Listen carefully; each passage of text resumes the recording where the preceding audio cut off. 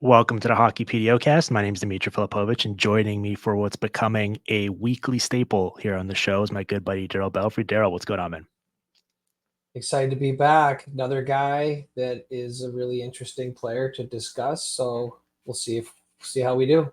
Yes, this is becoming a weekly project for us. We pick a player that's caught our eye. We diligently sift through their tape this season, and then we get on here for 50 minutes. We break down what we're seeing, why it's working, what we like, all that good stuff. Our muse this week is Quinton Byfield. And I think it's safe to say it's only 14 games to start the season. Certainly a long road ahead, but it feels like he's finally arrived. He's living up to everything we expected from him when he was a top prospect and went second overall to 2020 draft. And it's been beautiful to see. Yeah, the interesting part about this guy is I think he's a study of skating. Like when you really watch what he does, and like particularly this year, a lot of what he's doing so well is rooted in outstanding use of his skating. And I think that that hasn't necessarily always been the case for him because like he's always had that like high athletic agility, stop on a dime, turn on a dime, great hands, all that sort of stuff. He's had that. He's hasn't looked the prettiest through the neutral zone in from certainly from his like pre-draft time and then into his first couple of years. And I was always curious of whether pace through the neutral zone was going to be something that would hold him back. And you watch him now, and it's quite impressive what he's doing. Well, you talked about this in your book. I forget if you call it a talent gap or a development gap, but that's what I come to with him, right? Where I think he was just so much more physically gifted than pretty much anyone he would share the ice with in the OHL, that you can get away with a lack of, I guess, detail or nuance, right? Like sometimes just by brute force or power or speed, you can get to wherever you want to go. And then you come to the NHL and he's still one of the best athletes on the ice, no doubt about it. But all of a sudden, it becomes tougher to get away with it, right? You still might get the occasional break, but for the most part, you really have to mix in certain things to get to your spots. And I imagine for a young player, that probably is it takes the biggest adjustment early in your career, right? Kind of like you almost have to run into that brick wall and realize that what you used to do so effortlessly before isn't really going to fly at this level. And then it's up to you to make the necessary changes. And some guys do, some guys don't, and some guys just take longer than others. Yeah, that's we call that the achievement gap. So Achievement it's gap, a, yeah. a player who's ahead because they are either physically much more mature or that they are generally just a better player at that particular stage, have more assets than their peers. And for sure, like when you saw him play junior, there were things that he could do that you just didn't know would translate very easily. And it's been a bit of a process for him to get to where he is. I mean, one of the things too that I forget when I watch him is how big he actually is. Like, he is a big guy, and he moves like a cat in small space. And you're right. I mean, it does take guys who have that, those physical gifts. If those don't translate right away, then there is an adaptation in figuring it out. What I found really interesting with him is that it's really come through his feet. Like normally you would go through like your best asset. So you take his athleticism combined with his size and say, okay, like that's probably where the adaptation is going to come from. And there has been some adaptations he's made that have been pretty significant, I think, in that area, just the way he uses his body.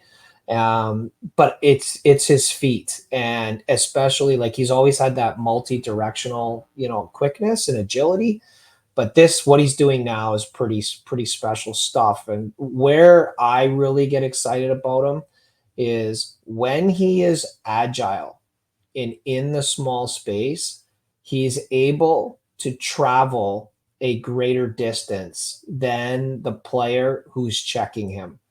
And then that leads him also, but not travel a greater distance and then be caught off balance. So sometimes when guys are trying to move laterally very quickly, they tend to reach with their limbs. And then that makes them compromise their position to be able to move, make the next play, which is counterproductive or counterintuitive to what real agility is.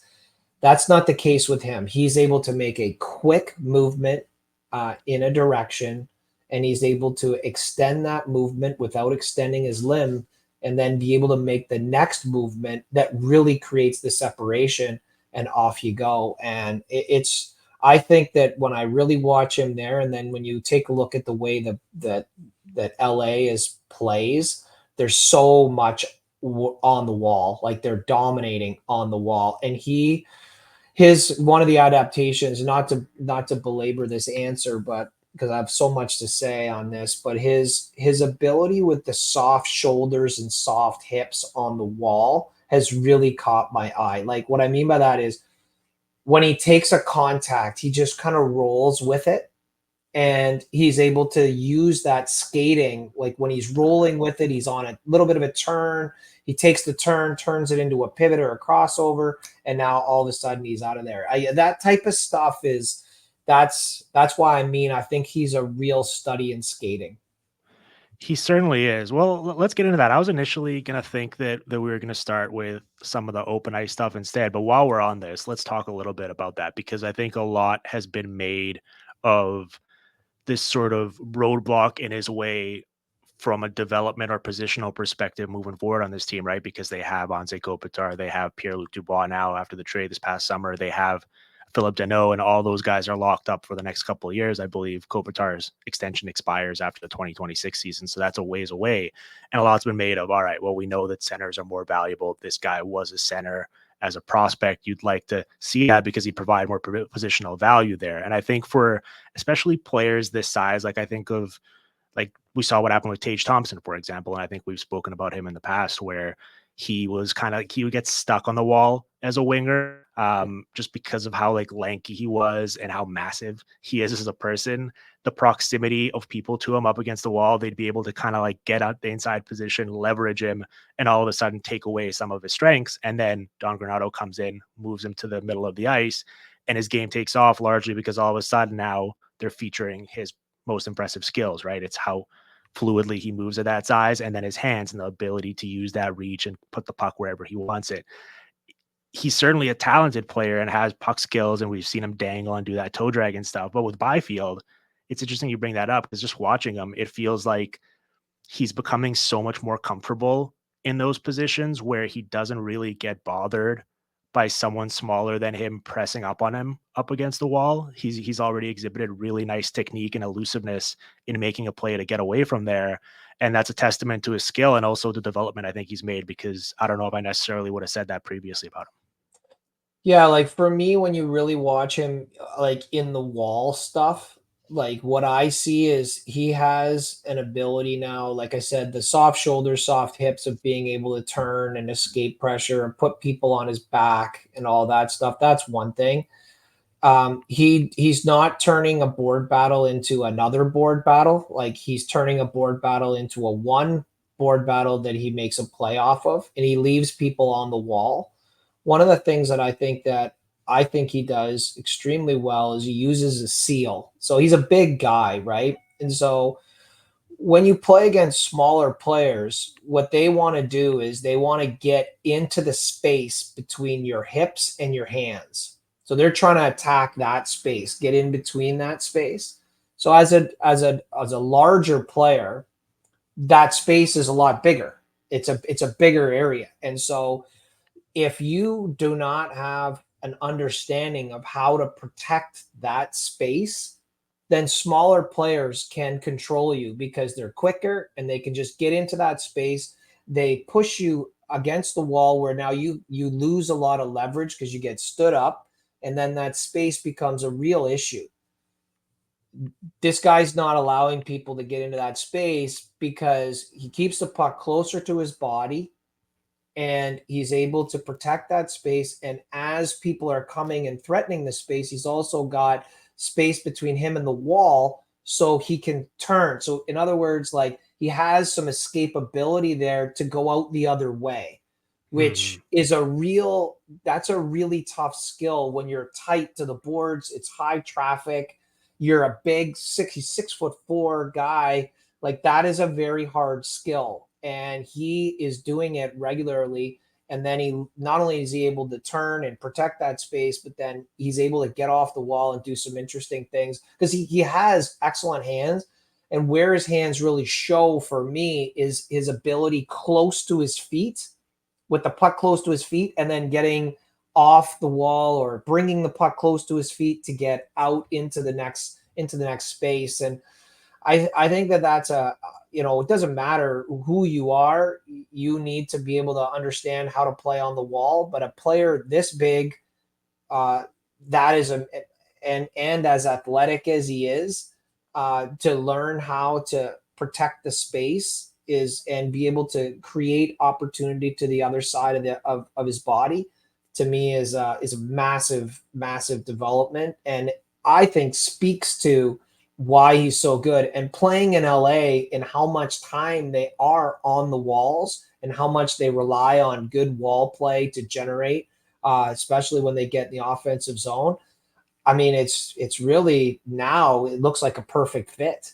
Like, would this work in a Carolina situation where they're constantly just chase down, put the puck into space, chase it into space, break you down that way, like by constantly winning races and stuff.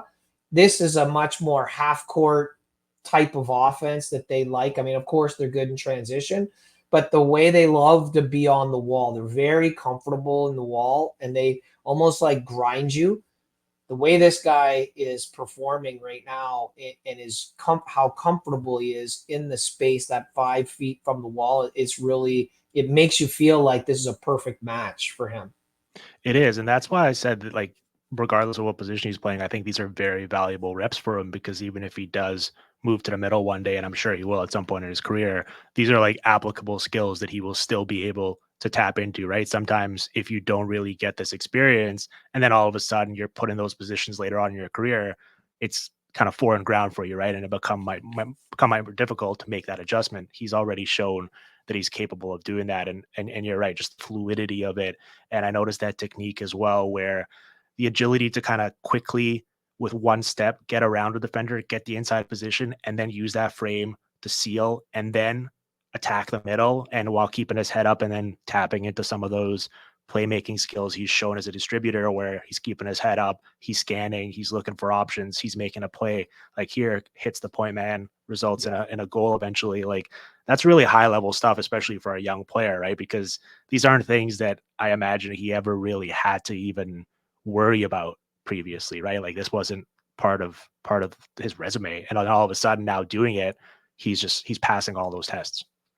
Yeah, I think the other thing he's become really good at that I think really jumps off the page for me also is, you mentioned his passing, which I think is a byproduct of him getting really good body position and then having a great understanding with his footwork of being able to create those little separations. So he gets separation, he has just a little bit more time, then he's able to make some really good plays. But what really dovetails with that is he's excellent in rotation, so he can go from the back wall and he leaves this guy on the wall. He makes a play. Next thing you know, he's at the net or he's in the high F3 and he's dangerous from those two areas as well. So not only is he making plays on the wall, but he then finds himself into these rotations where he gets into really good offensive positions. Like his F3 play is excellent. He can really shoot the puck from there. He can shoot it off the pass. He can shoot it off the pivot. He can come downhill into it. He can rotate and shoot off the catch. He has an excellent ability to use like what we call like a scope tip. So he starts at the net and he starts going out towards the point man, and the guy shoots it. And he can tip those pucks. So he has a real array of really interesting skills as an F3, and he finds himself in those positions. And then he also can get to the net. He's a big body with a very agile frame and can move, and he rotates and finds himself there. And then he's got a heavy stick, so he's got all these assets that just make him so dangerous, because he's not just like stuck on the wall making plays. He goes from the wall and he rotates into better positions. And I think that's partly what really makes the LA team so dangerous, because I always felt like that was something that held Kopitar back from being like 100-point guy, was rotation. He would be on the wall. He'd be so good on the wall, so good around the net. And he'd have his moments through the neutral zone or off the rush where he was good in some power play stuff, but it just wasn't enough. Like, just didn't have the fluidity of the use of the whole zone and getting the multiple puck touches that are required to really generate a lot of points in this league. And this is what Byfield is showing.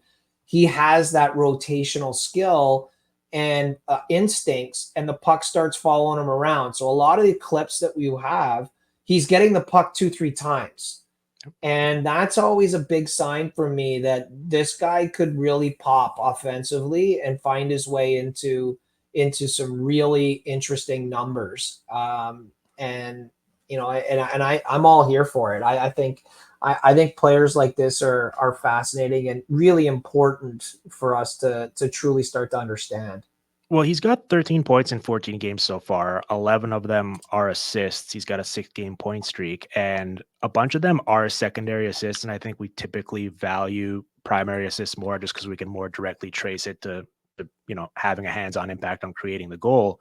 But at the same time, I do think this is kind of like a feature and not a bug for him, because a lot of the stuff you mentioned, where his ability with the multiple puck touches, the rotation, the ability to kind of extend plays, I think that's going to be a recurring theme for him. He's certainly going to pile up the primary assists as well, but that's kind of just part of how he plays and how they're playing as a team. And then he's coming into that, and even though it is a secondary assist, he's playing a very instrumental role in helping create that goal when it eventually happens, right? So I really like what I've seen from him in that regard as a playmaker. I mean, the vision and him keeping his head up and looking for guys has been phenomenal. And then you pair him playing him with Kopitar's smarts and helping him get off the wall there, and then Kempe, who's arguably the most willing shooter in the NHL that we have going right now. He's a guy who's never seen a shot opportunity he doesn't like. I believe he's like 5th or 6th in shot rate this season, and has been a recurring theme for him the past couple of years. That's a really nice combination for them, and so I'm not surprised to see that those three guys have the type of 5-on-5 numbers they do together. Yeah, no, I mean, Kempe is a whole other discussion. I can't even start with the Kempe discussion. He's one of my favorite players in the league. Like, Me I too. love that guy. So I'm not going to touch that. What I will say about the secondary assists is not like, I know that has some analytic predictable value in terms of guys, and I don't want to discount that. But I think as part of a development process with a player, which is basically what we're talking about here, having a player touch the puck multiple times and putting himself, I call it putting yourself in the points. So what happens is like, so the puck goes in the offensive zone, it's a loose puck. Usually that's your first touch. You go get that touch, you make a play. Whatever the play is, you then rotate to another position, you touch the puck again. So when those two puck touches happen, in the space between them, they've probably touched one or two other hands before it got back to you, right? And then now you'd make another play, and then it touches one or two hands again. So you've touched the puck 3 times now. There's probably been 7 or 8 puck touches total for your group, but you're in the points all the time. You see what I mean? Like, throughout throughout all 3 of those puck touches, if any time that puck were to go in the net, you're in the points. Now, it so happens that he ends up as a second assist. I don't discount that. I think that that's part of the development process of getting the puck multiple times. It also speaks to guys who are, I think, really good on the wall will have themselves situations in which they get a lot of second points, particularly from point shot rebound situations. So if you could envision shots taken, this guy wins a race to go get the puck on the back wall. He problem solves the pressure. He goes low to high to the point. Point guy shoots it. Not highly probable that that original shot is going in. Probably going to be tip or rebound type play. That's a secondary assist. This guy has done a lot of work inside of that through the puck recovery process, etc. So, and LA is a team that's low to high. They do like their point shots, or historically have liked their point shots and have defensemen who are proficient there. I like the where Byfield is going. I think he wins a lot of pucks, and to your point, he's got guys that he can make plays to. Is also he gets first touch in loose puck situations, so he's not. You don't see him like running people over to get the puck.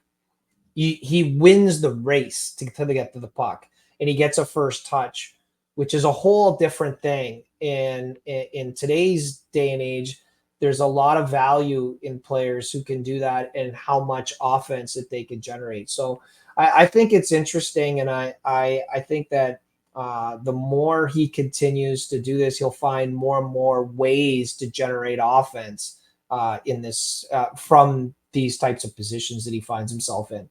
Certainly, and like I said, I think of him as a, a play extender or a connector, and I don't think it's surprising that with him on the ice, and part of it is because, I mean, the Kings as a team are so good at 5-on-5, but Kopitar and Kempe in particular are also awesome players. But you look, and when Byfield's on the ice this season, the Kings are controlling 61% of the shot attempts, 60% of the expected goals, 60% of the high danger chances. They're outscoring teams 11-6. Like, that's high level stuff at 5 on Yeah. 5. And I don't think that's a coincidence. It's a lot of these little things we're talking about kind of adding up and accumulating over time. Now, we talked a little bit about the wall play, right? And how the Kings are beasts along the boards and how that's been a point of emphasis for them. I do want to talk about the transition game and the rush element as well, because I don't Mm-hmm. think that should be overlooked here either. And the Kings as a team right now are second in the league in 5-on-5 scoring. They generate the third most expected goals for, but they also give up the third fewest expected goals against. And we'll talk more about the defensive end of things here in a second and how that relates to Byfield. But I think the big reason for that beyond the wordplay is just their command of the rush game and how seamless the transition is for them. We think a lot about them off the puck, especially when they get the lead. They load up that 1-3-1 in the neutral zone, and it's just absolutely brutal trying to work your way through it. But offensively, we've seen them take their game as a team to another level in terms of moving downhill like that, right? As soon as they get it, they're off and running, and it's a full team attack.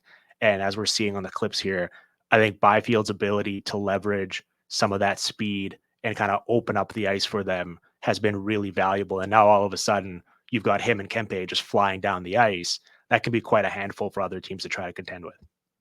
Yeah, not only that, but they also show an ability to go east-west while they are sprinting up the ice, east-west with the puck while they're sprinting up the ice. One of the things with Kempe is he is one of the best shooters off the rush, off the pass, and so which is a great skill to have, so long as you have people who can make that play, right? Like you still need a guy who can make a play. This is where Byfield for me has really kind of feeds the whole situation there, because he does have that ability to make those east-west plays. He can make plays through people. You see him make good decisions on when the play is not there as well, and he can chip it, like use a self chip and win that race for the puck, and then they start grinding you in the offensive zone.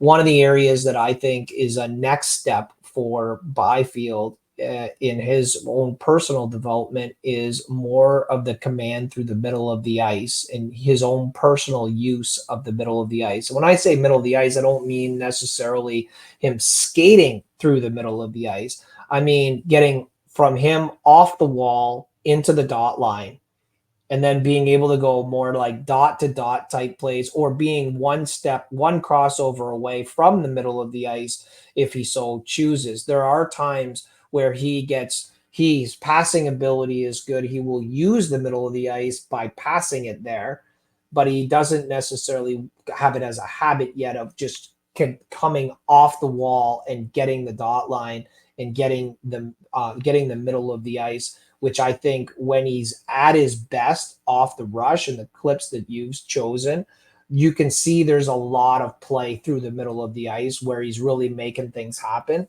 I think that that's a natural next step with his development. What I do find interesting is when he was, coming in through his draft year, I didn't love him through the neutral zone in terms of his skating. And he looked gangly, and there were times where I just didn't feel like there was an efficiency there. I thought there was a lot of wasted movement, must have made wasted energy. And I was curious to see if he was going to get it sorted out. And and the natural adaptation for a player like that is to cross your feet a lot more. And so you can see through the neutral zone, he does cross his feet a lot. But then when he doesn't cross his feet and he goes into a stride, it is an angry stride. It's got a lot of power to it. And he follows it up with a lot of crossovers thereafter. So I'm really impressed with how he's getting through the neutral zone. And I think that the more he gets more and more confidence of getting and sprinting through the neutral zone, he is going to find that he'll be able to get off the wall more often from the D zone and get out. But when he is in the middle of the ice, he's just a huge, huge problem. And that I think is a big part of the next step in his development in being able to contribute offensively off the rush. Hmm. Well, this clip against the Penguins we got teed up here, where comes back, makes a defensive play, and then immediately they flip from defense to offense, and he attacks the middle of the ice here, as you're talking about.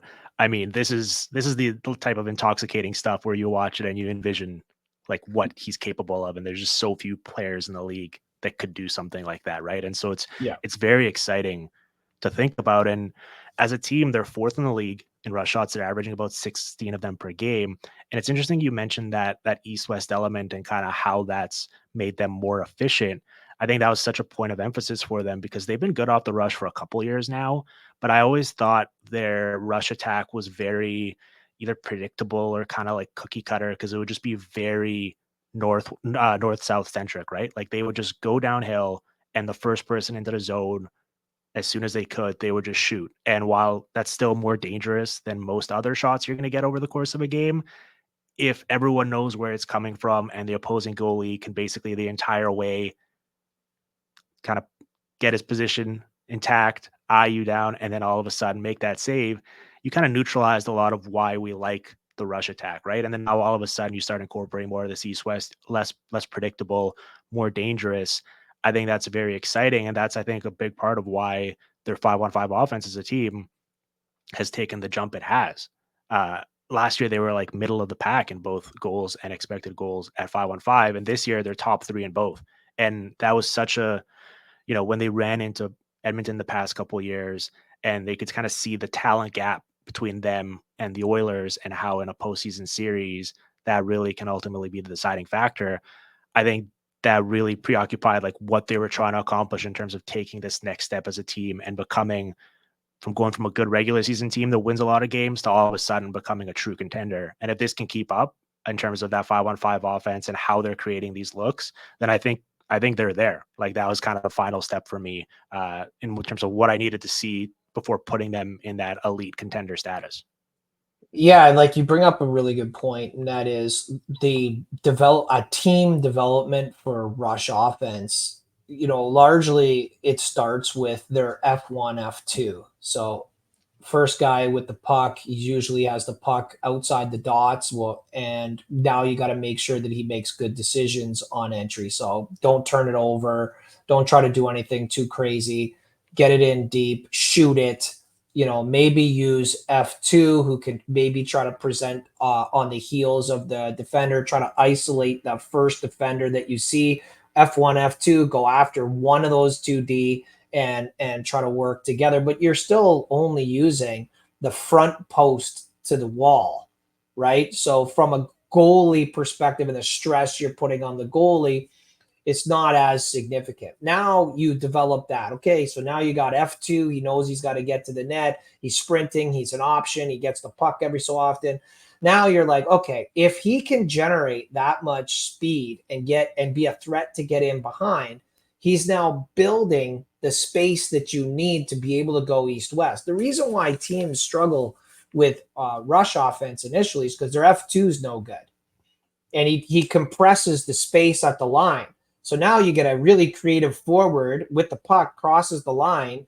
He has no space because the F2 doesn't get deep enough. So now he tries to force a puck east to west with the 2D standing up at the line. Of course, they intercept it and the play's going the other way. And then now you're like, wait a minute, you got to be more responsible with the puck. You got to make better decisions. You can't win that way. And really, when you trace it down, yeah, the puck carrier's got to make a better choice, but really it's the F2.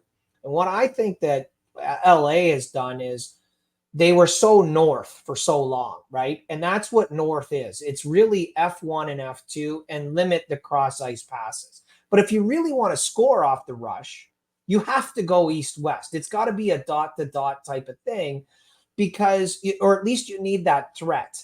And that's the development of, and then after that, you're like, okay, well, maybe we can get numbers on the rush. We can maybe jump a D. And so now you'll see like some of your clips, like you'll see the F1, F2 takes off through the zone. He pushes him back. F1, he's got lots of time now. So he pulls up and now he's hitting the D dot to dot. That's not the LA Kings. They never did that. That wasn't really their game. They were always just really straight line. If they didn't like what they saw, they just put it in behind you and go forecheck.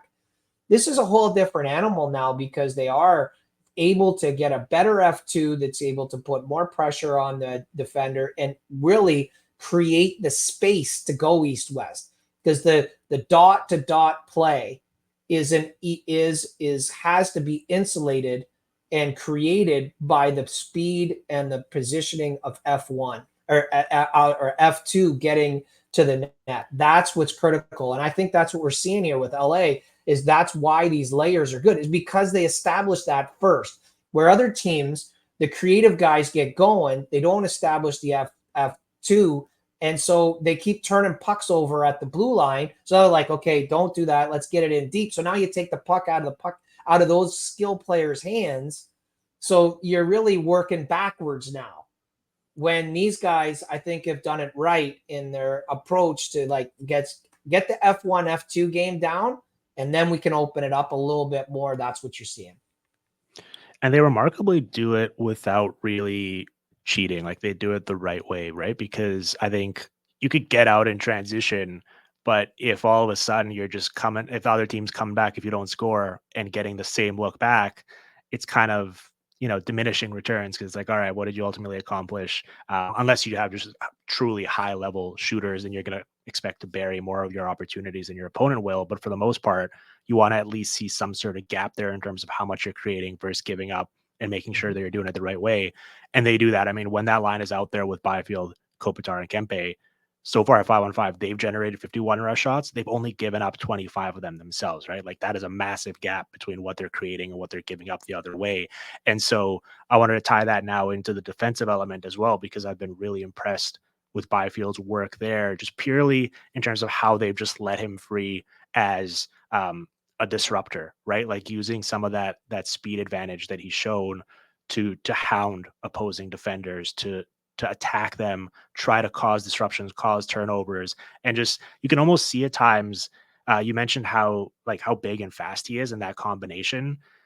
A guy who's listed at 6'4", 6'5", or whatever he is really shouldn't be able to move as fast as he does, right? And I think you can see defenders get almost kind of thrown off or spooked because they think they have time, and then all of a sudden he's just bearing down on them, and so it completely distorts their vision, distorts any options they have. They wind up turning it over, and that feeds the Kings' attack as well. And so it hasn't just been all the fun stuff we think about in terms of the rush offense and creativity. It's been off the puck as well and what he's been creating with his legs in that regard and doing so in a very modern way, right? He's 6'5", but he's not just going and throwing bone crunching hits. A lot of it is getting there and then using the agility and the skill with the stick to cause disruptions and cause turnovers as opposed to just purely taking the body. Yeah, again, to me, it comes down to he is a study in skating because he's a big body like him. You would expect that his number one way to create turnovers would be just to run people over and be very physical. And when you watch him, that's just not what he does. He wins races to pucks. He takes good lines. He wins good body position. He knocks you off the line to get the puck. He has an excellent stick. He can read what to do, what you want to do, but he also has good feet to be agile. He can create false information on one side of your body, and then he has the quickness and agility to be able to jump to the other side with a really good stick to get the takeaway. So he does a lot of that. The other piece with their offense that leads them to be very good defensively is Kopitar is near impossible to take a puck from in the offensive zone. Byfield has become extremely good in wall play and in offensive zone play. You could argue that the guy who would be least responsible in with the puck in the offensive zone would be Kempe because of his propensity to shoot from anywhere. And off any pass is a good any pass is a good pass. He's like one of those guys always open, and even when he's not open, he's open. He's that guy. And so he's the only one that's like you're gonna take those shots, and he could put you in some spots that way. But Byfield's great ability again to rotate his position from the wall into the middle of the ice, particularly the F3 spot, and then his tracking ability is, I think, underrated. He gets a lot of track takeaways, at least a lot of pressure. He puts a lot of pressure on you. So in the offensive zone, they don't really do a lot that leads you to offense because they're very hard to get a puck from. Like you really got to earn it. It's probably going to be a missed shot that you're going to get the puck from them because they're not going to give it to you. Kopitar is an excellent small area passer. Byfield has really shown that ability to make really good plays and passes in the offensive zone. So these guys are a real problem. Like they're hard to manage because they don't really give you like the easy plays to transition out of your zone with, like an errant pass into the slot that you can just that turns into your breakout. The D grabs it, boom, they outlet it, and they're gone. They're in transition. They just don't do a lot of that stuff, or they lose their F3 and he gets down by the goal line, and now a simple play, next thing you know they're a bad shot choice, and now the other team is coming out with numbers. Like they're not doing that because they're very strong in puck protection situations. Their F3 is there, and this Byfield, I mean, he can hunt you down. He can hunt Yeah. you down. It's phenomenal. He can. There's been a couple times this year where, and we've seen some of the clips here where he's gotten into a foot race where the puck gets cleared out of their own zone and one defender on the other team's going back to try and retrieve it. And they're probably thinking, as poor Braden McNabb here found out, they're probably Mhm. thinking, all right, this will be a pretty easy play. I'll go back. I'll probably be able to touch it to my partner and we'll be going back the other way. Maybe these guys are even going to change. And instead they turn around, they shoulder check, and Byfield's just coming Yeah. at 100 miles an hour, just bearing down on them and totally changing whatever their previous plans may have been. And so I think he's been able to completely change some of these games and take over just with that activity level and how hard he's been working. And so that's been really fun to watch.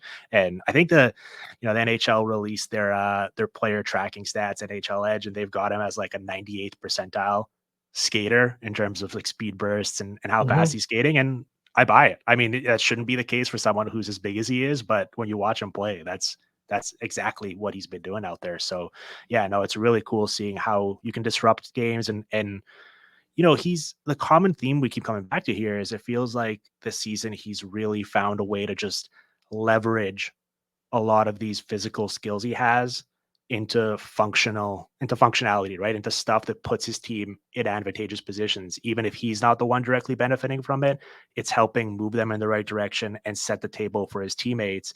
And that's a very valuable thing, as the Kings have found out this season. So what you're talking about, if you want to leverage individual assets, you have to win races, win body position, win pucks, extend possession, Those are the things that you have to be able to do if you want to be able to, turn games or extend games. These are the types of things that are your leverageable things. So you take a guy 6'4" who's in the 90 whatever seventh percentile in skating, he's winning races. He's not dumping a puck to let the D man go back, wait to see which side he's going to turn on, and then put him through the boards. Meanwhile, the guy's already moved the puck. He's racing to get ahead of the guy to win the first touch.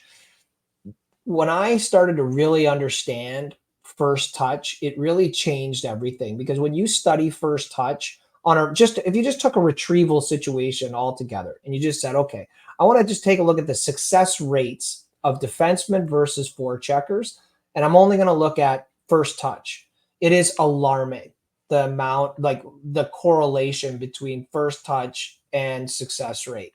And so it's not forechecking is not body checking as much as it used to be. It really isn't. It's winning races to get your stick on that puck first.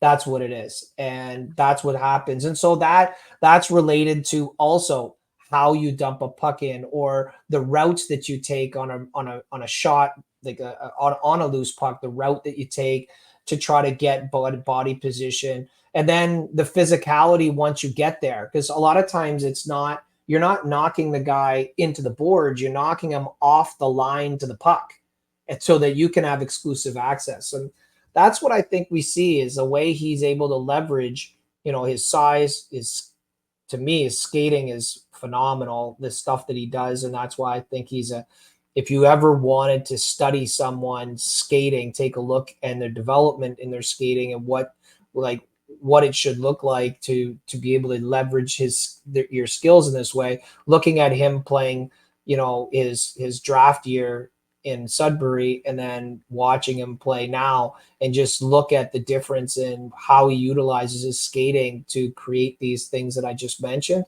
It's like, that's development, and Yeah. that's what it takes, time to get there. It certainly does, and he's technically in his 4th NHL season. I believe he was drafted in 2020. The first one was just kind of a 6-game cup of coffee. He had a bunch of injuries along the way. There was the COVID mess as well. Like, he's still 21 all the way through the season. I believe he turns 22 in August. Like, this is serves as a good reminder of patience when it comes to development, that it's not always linear, that sometimes it takes time to get into the right spot, to develop these skills, figure out how you're going to leverage them and how you're going to use them at this level. And it's also cool that, he's always going to be inextricably linked with Alexis Lafreniere, because they went 1-2 in the same draft class. And Lafreniere himself is experiencing a really nice offensive breakout playing with Artemi Panarin this year. He's doing it in a wildly different way. It's about the antithesis of Byfield, where pretty much all of his offenses come from goal scoring and being on the receiving end and finishing, whereas Byfield is doing a lot of the other stuff in terms of creating and playmaking. But both guys are getting it done and are serving as a good reminder for that patience. There's a few things I did notice, or I wanted to note as well, and this should be encouraging for Byfield and the Kings moving forward, is that I think, whether we want to talk about his shot or maybe how they're using him on the power play, I think there's actually even more untapped potential, or like juice to be squeezed here, because there's just other capacities that I think he contribute in, right? On the power play, they use him on the second unit, and I get it. They have, the big guns up front, crowding the first unit. And for the second unit, he basically serves the role as the transporter. He gets them into the zone. He carries the puck up the ice and gets the entry. I don't really like when they use him as the net front guy. I get the inclination to do so because he is such a massive body and he can kind of crowd the goalie and take away their eyesight. But we've talked about how the net front game has changed over the years, and how it's much more about moving in and out and timing that, and sort of becoming tougher to deal with, rather than just kind of posting up and standing there. I don't like when they use him as the net front as much, because I think it's almost neutralizing a lot of his main attributes, which is his agility and which is his playmaking ability. And it's really tough to get him the puck there. He's generally just kind of standing and hoping to either screen or tip. Now, his shot hasn't really materialized into a real weapon yet, so I get the reluctance to put him on one of the flanks. But I don't know if you'd move him kind of more off the goal line and maybe have him darting from side to side, kind of like the Lightning used to use Alex Killorn for years. I'm not sure how you'd utilize him on the power play, but I think I don't want him being stationary. I want him constantly moving because I think that's when he's at his most dangerous. So what I see is I'd love to see him as man in the middle and Mm, study, and a good study for him would be like what Larkin is doing in Detroit and trying to find, because now you're there's a distributing aspect of being a man in the middle. There's the agility and being able to slide into spaces just to be available. And then there's obviously the shooting component, but I see so many 5-on-5 transferability skills that he could further his development in all aspects of his game if he was utilized as man in the middle. And so that could be an interesting place for him. I also think like with young player like that, like it's almost like you you want to try to find, because second half of like a second unit power play is about 30 seconds to on average, maybe a little bit more if you're lucky. So, and you probably had to go back and get it first. So you're probably looking at, maybe 22 to at best time in the seconds in the offensive zone. So some type of rotational thing where he can move from one spot to the next. And it might give them better information about where he might develop best next. I'm with you. It's easy to take a 6'4" guy with those kind of hands and put him at the net. Fair enough. And I don't discount the value of having a guy like that. But if you're just looking at it only from his personal development, then I think I'm with you. I think there's other places that he can play that might be more interesting, and offer more transferability into his development in other aspects in his 5-on-5 game. yeah, a couple of the sequences I've liked on the power play with him have actually been when he starts on the circle and then incorporates that the guy on the goal line and they do a little give and go and he gets moving downhill and attacks the net. And then if he winds up settling as the net front there until the play rotates, I'm fine with that. But I don't want him to just as option A, just go to the net and just kind of stand there. Like to me, I think they can be more ambitious with the way they deploy him there. But you're right. With the second unit, you're kind of picking at scraps. I think he's only scored the 2 goals so far. He only scored a couple goals last year as well. What I like to see is his shot rate has gone up significantly this year, right? It's been a steady climb up for him, and this year he's actually firing at quite a high rate, and he's getting the opportunities. I think he's hit the post a couple of times. Like I don't see really anything in the mechanics or the opportunities he's getting to make me think that this guy is just going to be a massive net negative as a shooter. Like he'll probably always be more of a playmaker and more of an assist guy, but I think there is more goal and more conversion there for him. And so if that happens, all of a sudden, even more passing lanes open up, right? You got to respect him as a dual threat, and life becomes even easier for him as a distributor. So I think that's kind of the next step in terms of what I want to see from him. Finally, start converting on some of these shots that he is taking this season. Yeah, I mean, like if you want to score, if he wants to score, he's going to have to get 225 to 300 shots. Like that's just the rite of passage is you got to shoot more. And then to your point, which was where my mind was going when you were talking, is the more he becomes a more dangerous shooter as a shot threat, the more he will find that there's going to be better plays that he'll be able to make that will end up as goals. And right now, as a young player playing on a top line with a guy like Kempe and with a guy like Kopitar, it's very difficult to think that you're the best option, you're the best shot option. And then as time goes by, it's more maturity. I'm sure he gets back to the bench, and Kopitar probably says to him, "Hey, you should shoot that one." And so there'll be permissions that are made along the way that offer him more of an opportunity to shoot the puck. I don't think he doesn't have a good shot. I think that by the time he gets to where his mind is, I'm going to shoot, he's exhausted every other option. And that just isn't the way it works.